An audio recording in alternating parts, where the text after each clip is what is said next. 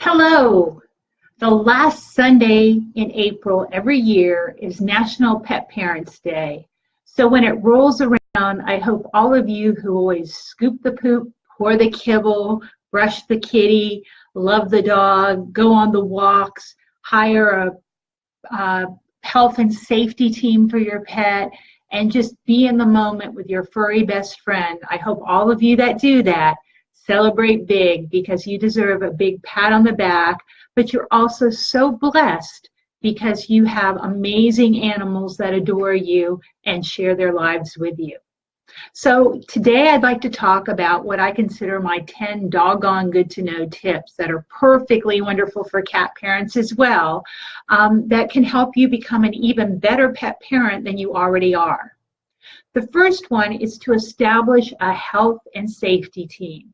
And what I mean by that is your veterinarian, your professional pet sitter, your obedience trainer, your behaviorist, your doggy daycare or your kitty hotel, whatever people, humans, are in charge of your pet when you're not there, or sometimes even in your presence. It's important that you really get to know them, that there's somebody that you have a good rapport with, because although they're going to be dealing with your pets and you want them to have a great rapport with your pets, you want them to be somebody that you can communicate with efficiently, that you can depend and rely on. So really establish a good relationship with these people. Don't let it necessarily be the one closest to you, except in the event of your animal emergency center. But really know everything you can about them, get them to know you, and make sure that they really love your pet. But of course, in the case of a veterinarian and a professional pet sitter and a trainer too, you want these to be humans that do more than just love your pet, that are competently trained, that have a great bedside manner, that again, are reliable. Your veterinarian obviously goes through lots and lots of training. Even those of you that have taken Pet First Aid along with me, we don't have the years of experience and education that a veterinarian does. So you really want that to be a top-notch person, but also somebody with a good bedside manner. You want that professional pet sitter to not only love animals, but to have taken all kinds of classes and training in animal safe handling and restraint, in pet first aid, obviously, and care, maybe even disaster preparedness, to know about your house, to know how to react quickly in an emergency, to know where your emergency center is, and to have thought ahead and have things in place so that they can get treatment for your pet if you can't be reached. You want an obedience trainer that treats, or I should say trains with positive reinforcement, not negative, and so on and so forth. So we've talked about a lot of these things before in detail, but I just want to remind you that that's my first tip for being an even better pet parent, really getting together that health and safety team for your pets and keeping up with them, keeping friendly with them, making sure they're keeping up on their knowledge and training so that you really have, a good team in place to help your pets. Secondly, you want to know the shortest route to your nearest animal emergency center. Now, in the case of an emergency, we always want to know the closest one, but we also need to take that step further and know what services they offer. If you need anti-venom for a snake bite and the one 5 minutes away doesn't carry it, but the one 15 minutes away does, you need to know that. The same for blood transfusions, or if an MRI or an X-ray or anything along those lines need to be, met for your pet. So in addition to developing that health and safety team, know, number two, where that animal emergency center is and what services they offer, how they accept payment. Again, when we were just talking about having a professional pet sitter, you want to make sure you have something in place with that pet sitter and with the emergency center, that in the case you can't be reached quick enough, that credit cards are on file, or that the pet sitter has the ability to get your pet the treatment he needs to save his life, to minimize suffering, or just to allow for a much better outcome. I want you to, number three, do your weekly head-to-tail checkup. There's nothing like that professional eyes, hands, ears, stethoscope, blood test, urinalysis that your veterinarian can do. But what if 3 months after your annual visit, you start to notice a little lump or a bump, or your dog's eyes are moving erratically, or something's not right with the kitty? By doing that weekly head to tail checkup, you can find something when it's small and then get them to medical care and hopefully get it fixed before it's a nightmare. So we've talked about this before. Maybe we'll do a whole post one day soon on doing that head to tail checkup. But even without being trained, it's a time for you to bond with your pet, but you must do it when you're in a good mood, not when you've just got off a stressed out phone call or dashing out the door. You want to be sending good energy to the dog or kitty in your life and just literally feeling them over from head to tail, looking for lumps and bumps, checking for parasites, any wounds or injuries, or something you might not see at first glance. What I always say for our senior pets, but it accounts for even our puppies and kittens too, is that once a week you need to put on a fresh pair of eyeballs, a good pair of glasses, and really just that whole mentality of looking at your pet with a fresh pair of eyes so that you can catch those subtle changes, the lumps, the bumps, anything that's different about them, because the more quickly you determine something that's not quite right, the more quickly you can get them the help they need. Number 4 on my ways for you to become an even better pet parent today are to obedience train and socialize your pet. And this applies to kitty cats too. Dogs and cats can all be taught to stay at the door so that they don't dash out into traffic and get hit by a car. They can be taught to leave it so that they drop whatever they're about to put in their mouths that could be harmful. Obviously, there are other, obedience and manners is what I like to call it as, that can be taught to either a dog or a cat, but anything you can do to keep them out of danger and also to make them a more welcome member of the family. If, the dog is constantly jumping up on everybody that comes in the door, especially if it's grandma or younger kids, it's going to be a problem and people are going to resent the pet a bit. So it's important that we do teach our pets manners. Just like humans, animals do good with some parameters, knowing what is expected of them. So don't delay in doing that, and also reinforce that every once in a while, because just like us, if you don't lose it, they lose. If they don't use it, they lose it. So you've got to remind them of their training. Socializing too is so important to make them friendly around other animals and people, or know your pet's limits. If there's no way your dog is going to get along with the neighborhood cat, make sure that they don't come in contact with each other.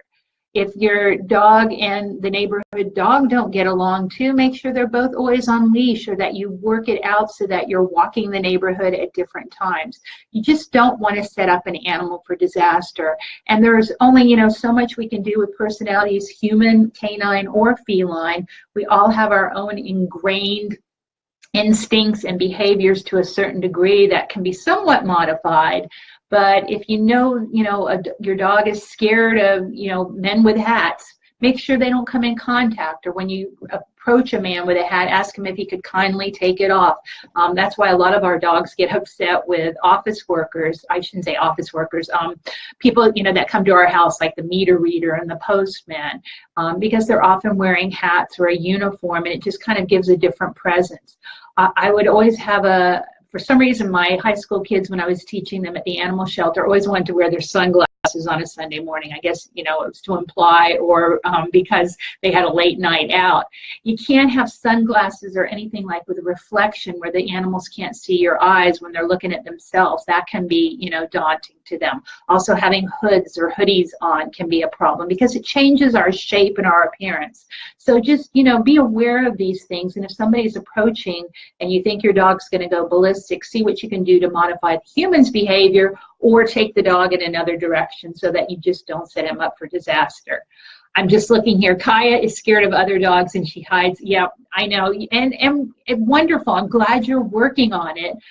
Sometimes we can help our pets overcome things just like us humans can overcome things. But it's also important to know our pets' limitations and just, steer them in the right direction so we can all have a wonderful, happy, healthy life together. And that kind of leads me to number 5, which is to always have your dog on leash or in a fenced yard, not tied up in a yard.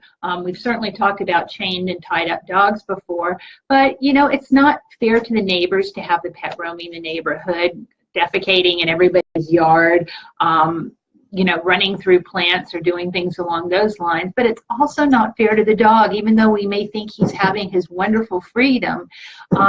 All kinds of dangers can happen. He can find half of a dead rat and eat it. He can get into somebody's garbage that has poison or moldy or rancid food. He could actually get into some rat poison or run through somebody's yard who has just been sprayed with a chemical for weeds or insecticides or fertilizer. And we all know that anything that isn't absorbed through the paws will be ingested when it's licked off. It's just good manners to keep our pets in a fenced yard, supervised, or on leash with us for a nice walk. Haiku just adores his walks every morning, and then, you know, when I'm working in the yard, he's in the fenced yard with me, not, you know, unsupervised, but we're there together, but he has a little bit more freedom. He feels like big man on campus. He can go wherever he wants within those parameters, and we have a good time together. Same thing with your kitty cats.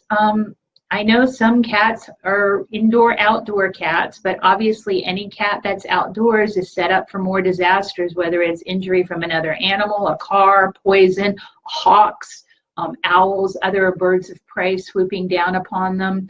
I know some of you that may have outdoor cats may disagree with me on this, but statistically, an outdoor cat lives 2 years, where an indoor cat can live 15, 16, 17, up to 20 years. All of us have had, I'm sure you all had, if you've had an outdoor cat, one that has lived longer than 2 years. But when you average them all together, that's the number we come to. So you see, you're really increasing your pet's longevity if you, keep him in some safe parameters. Not let him not have fun and be outside, but keep him safe. And then that also leads to number 6, to exercise your pet. Exercise does a body good, whether it's canine, feline, or human. I always say what I think the best exercise for a kitty is to adopt another kitty. I guess you can tell I've done a lot of rescue work over the years. But it's true. Brothers and sisters chase each other around the house. But if you have a single kitty, you can always have one of those sticks with a feather on it that they love to chase, or something else that keeps them active. Also keeps their brain active. Some of those puzzle treats or puzzle boxes where they have to scrounge for treats really help stimulate their mind. We don't want their minds to go mushy because we're doing so much to keep our pets around and live longer, happier, healthier lives. We want to make sure they're maintaining those brain cells as well. And that's what exercise does. We always think about it as, keeping the joints fluid and keeping the weight off and keeping muscle tone on the pets, but it also gives that much needed nourishment to the brain. By doing the cardio, we get the blood and the oxygen to the brain. And I'm not going to say it's going to stave it off in every case, but it can really help prevent cognitive dysfunction. I'm just going to take a minute here and catch up on some of the notes. Yes, when you have multiple pets in the house, it really is important to keep them, good manners, or you certainly have chaos. And Norma, snout to tail, gosh, I know you've used it. You've fixed eye problems out on camping trips. It is just really so important to supervise and to really check over your pets. So thank you guys for putting in some comments here today. It kind of justifies a lot of what I'm saying, that everybody else knows it's the gospel, so to speak. Number 7 is to feed a high quality, age appropriate food. Whatever your budget, the best your budget will allow. And like I always say, read those labels. Humans can become vegetarians or vegans or pescatarians, and I know there's some new research out there that cats can become vegetarian. I'm not yet sold on that. I really still do believe that no matter what we personally choose to do, that our dogs and cats do need that high quality meat protein so far. Maybe there'll be some changes in the research and I'll be convinced otherwise. But right now, I really feel that number 1 ingredient on your pet's food label should be a high quality protein. And as gross as it sounds, the name of the animal that is in the can or in the bag listed first. I'm sure many of you have heard me talk before that terms like poultry and fish and meat are such skeptical terms. I certainly have never seen a meat roaming on the range. I don't know what a meat is. And poultry could be a combination of chicken, duck, or turkey. And a lot of our dogs and cats are developing chicken allergies. Also, when they don't spell it out, they can include less desirable parts. I have read the research. There is supposed to be a certain amount of protein even in chicken feathers, but I'm sure most of us would much rather give the quality meats and organ meats to our pets. So look for chicken, salmon, beef, turkey, venison, rabbit, whatever it is, that your pet is doing best on.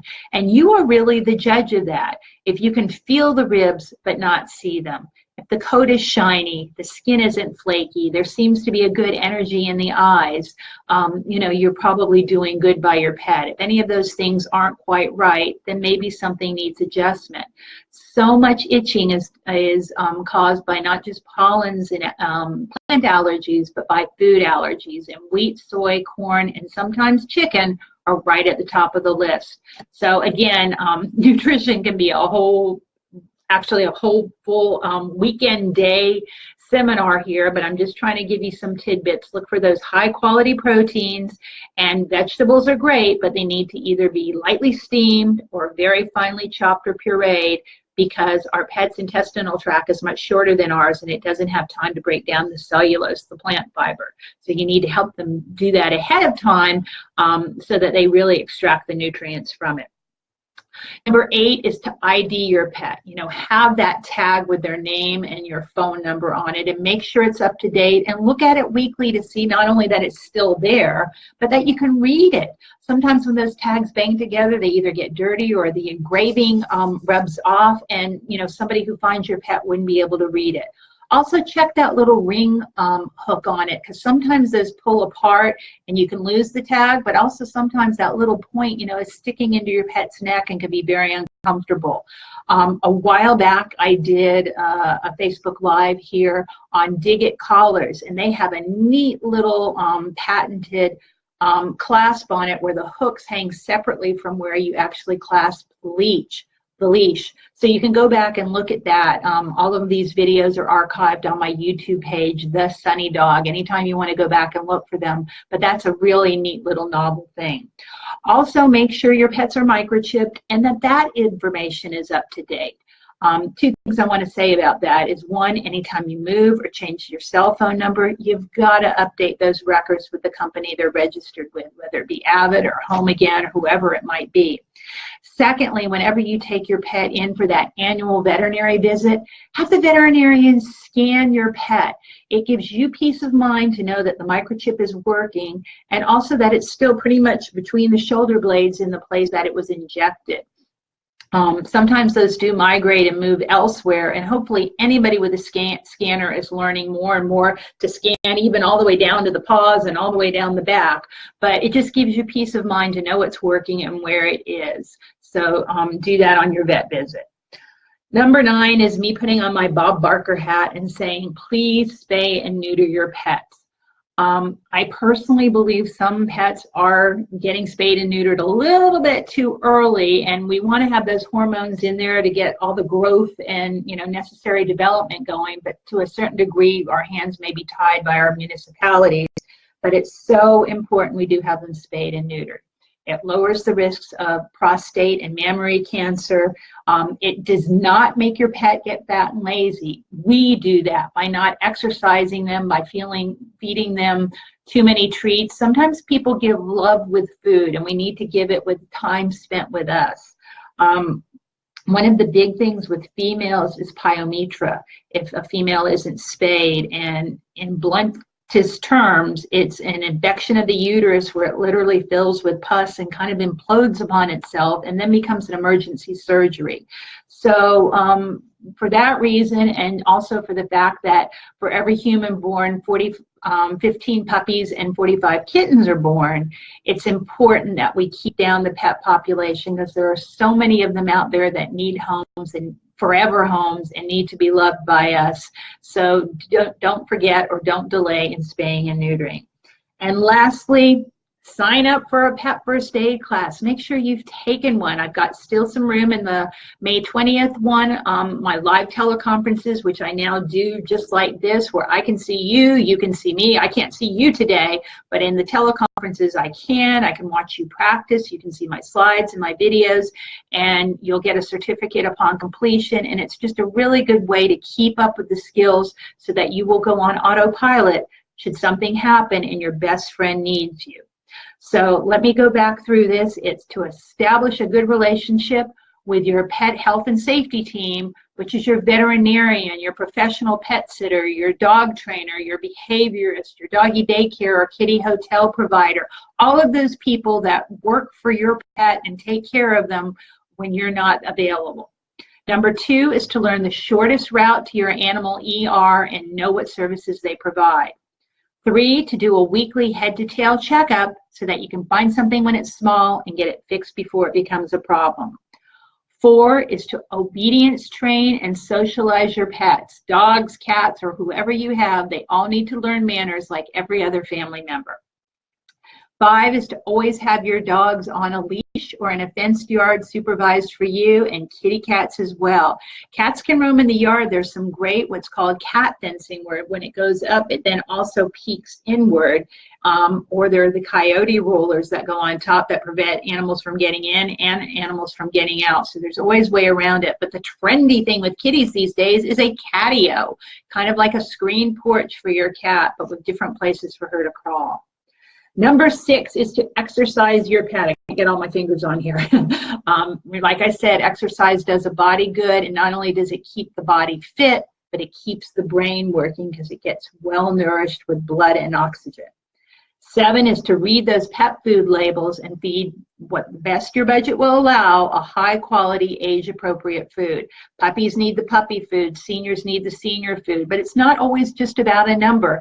A senior may still be very active and need a lot more protein than maybe a 3-year-old couch potato of a dog. So take all of those things into consideration. Number 8 is check those ID tags and make sure those microchips are up to date. Number 9, spay or neuter your pet. And number 10 is to make sure you know your animal life-saving skills and have a plan in place, whether it's a local disaster or just a disaster for your pet, that you know how to jump to the task. And those of you that know me know I always have one more thing to say, so I'm giving you a number 11, and that is to spend quality time daily with your furry best friend. Really take a time out to be in the moment with them like they are with you. That's why we have pets as part of the family, and they enrich our lives so much. So make sure you really get the benefits of that and get to spend as many precious moments as you can with our best friends, because unfortunately they don't get as much time on this planet as the humans do with us. And although they will forever be in our hearts, make sure that you really can be in the moment and make the most of every day. Make every moment count is what I was trying to spit out. So have an awesome possum day. Leave the screen now and go spend a few quality moments with your furry best friend if they're there with you. And I'll look forward to seeing you on Thursday. Take good care and paws up for pet safety, but 4 paws up for better pet parenting.